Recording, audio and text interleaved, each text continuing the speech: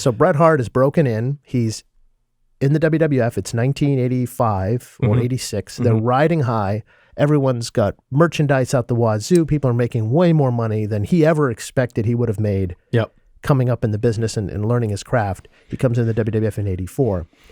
At the same time, WWF takes off in 84, 86. There's a rock and wrestling connection, right? Okay, so rock and roll music through MTV form kind of a partnership with WWF.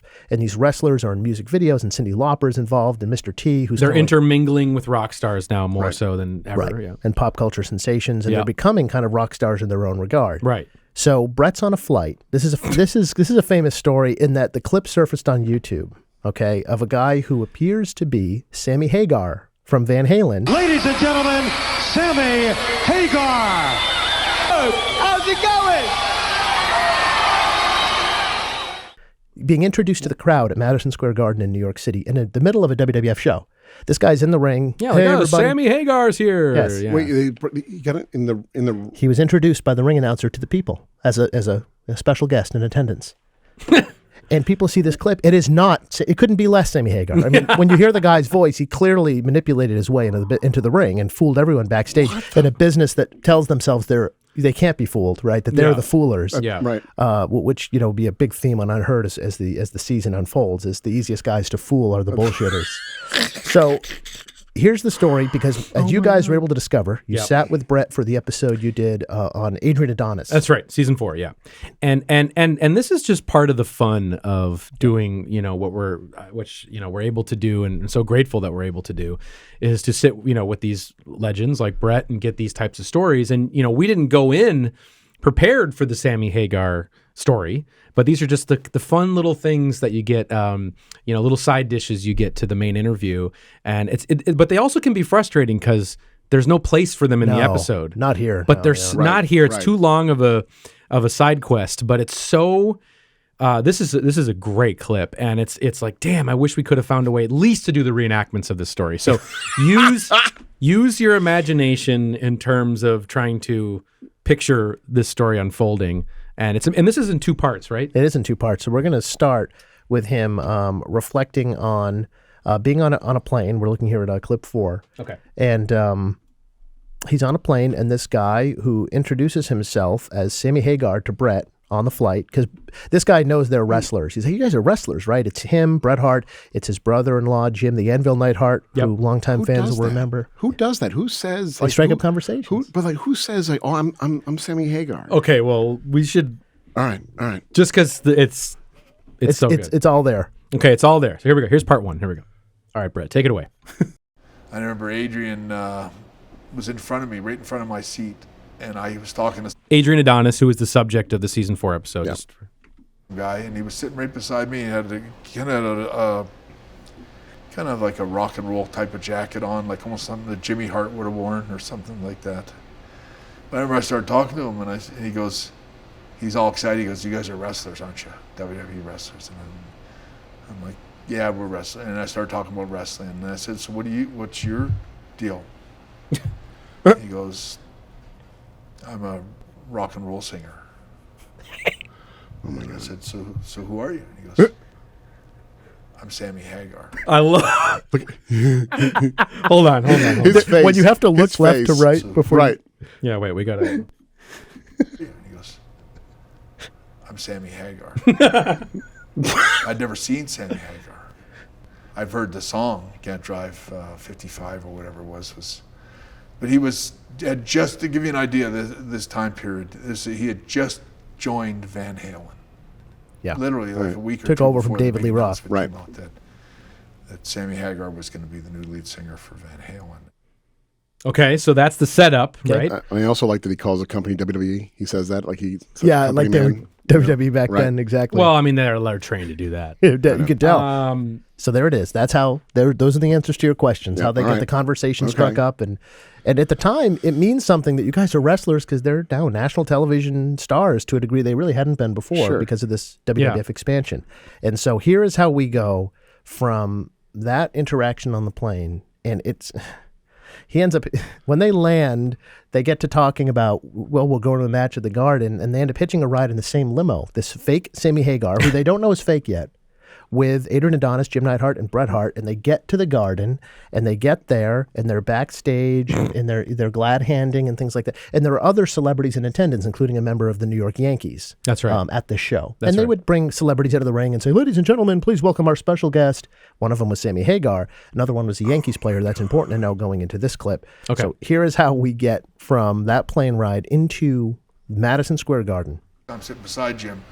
Jim kept going, that's not Sammy Hagar. Oh my God. That's the best. And I'm going, what do you mean it's not Sammy Hagar? I guess looks like it could be Sammy Hagar. Why wouldn't it be Sammy Hagar? He goes, it's not Sammy Hagar. I said, have you ever seen Sammy Hagar? He goes, no, I've never seen him. I go, well, and then Jim goes, well, look at his watch.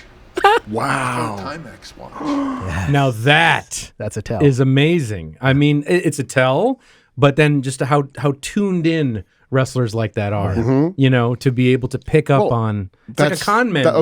That's the carnival right there. carnival. That's the whole thing. You The know, mark. you look for all the certain little details so you can fool them. Right, exactly. So amazing. Jim was funny about that kind of stuff, and he goes, Sammy Hagar wouldn't be wearing a Timex. He'd have a Rolex or something like that. He goes, it's not him. I'm going, Jim, it's him. He said it's Sammy Hagar. Jim, it's him.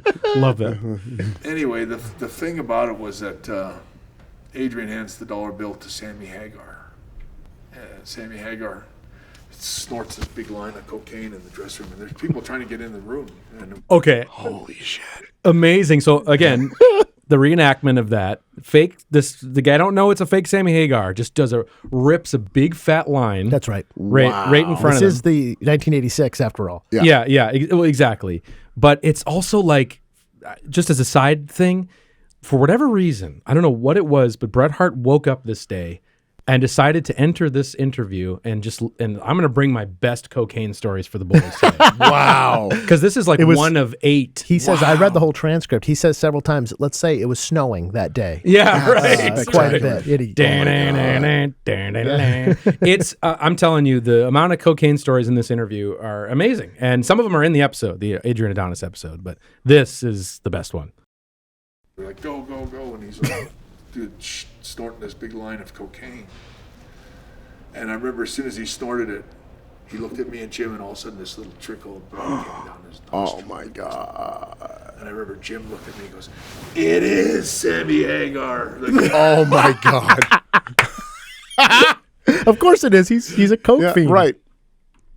Oh shit! I fucked it up. Sorry. It's all right. It's a tough one to get. Sorry. These are the moments we live for. So you'll have to forgive us here. Yeah. As Brett His face. It is Sammy Hagar. It is Sammy Hagar. and I mean, that's incredible. And then Neidhart.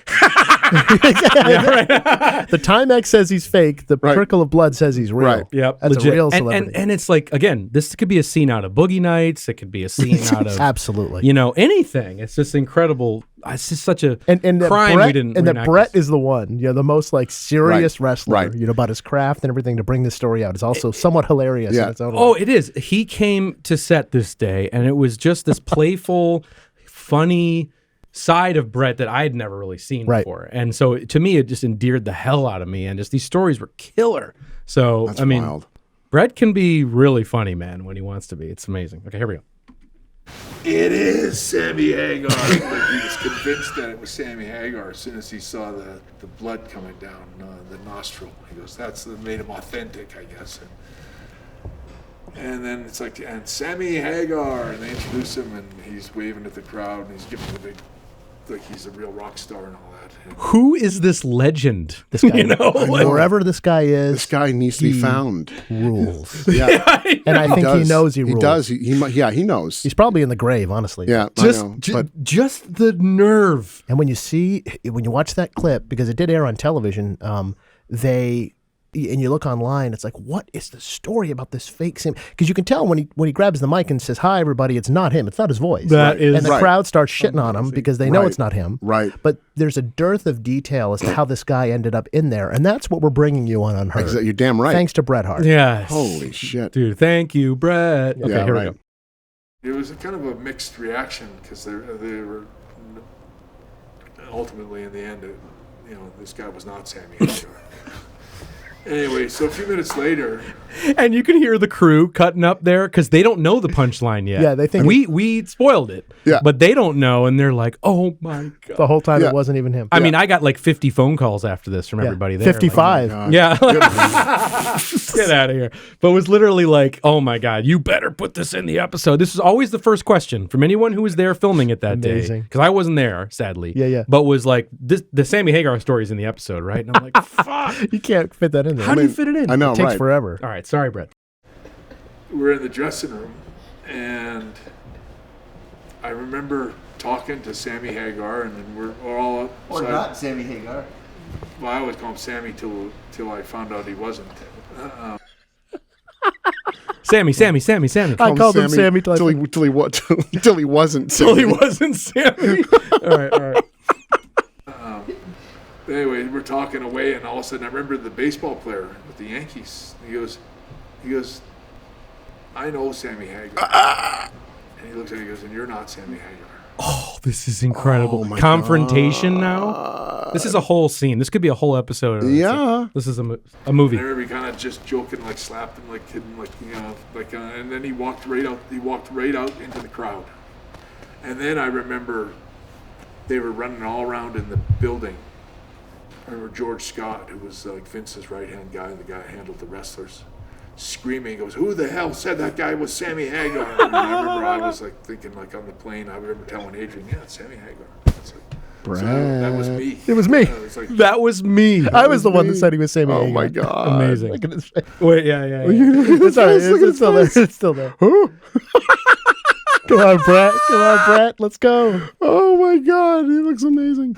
And I remember, like, I didn't say anything. I said, I don't know. I said, all I know is he came with Adrian. And